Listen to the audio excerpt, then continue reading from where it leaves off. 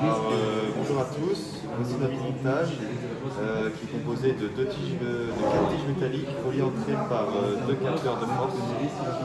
Chaque capteur de force, du coup, nos deux capteurs de force est relié au boîtier ci-dessous. Du coup, le capteur A et le capteur D.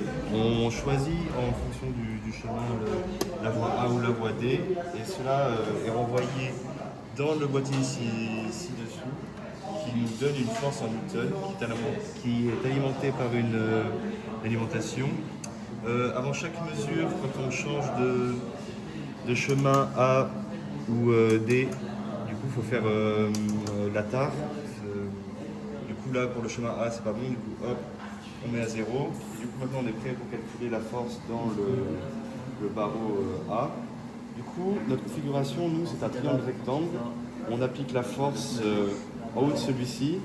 Donc, dans le capteur de force numéro A, il n'y aura presque aucune force appliquée, vu que la force est perpendiculaire à ce barreau. Du coup, c'est presque tout le barreau du capteur D qui va prendre la force, c'est presque rien pour le capteur A.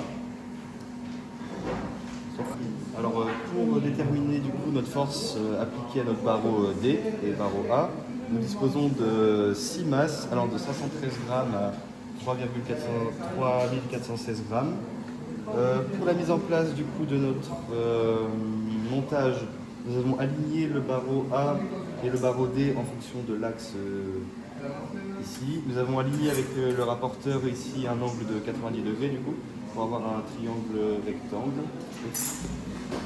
Et du coup, pour réaliser l'expérience, on prend une masse ici, on la met sur la chaîne pour regarder la force appliquée.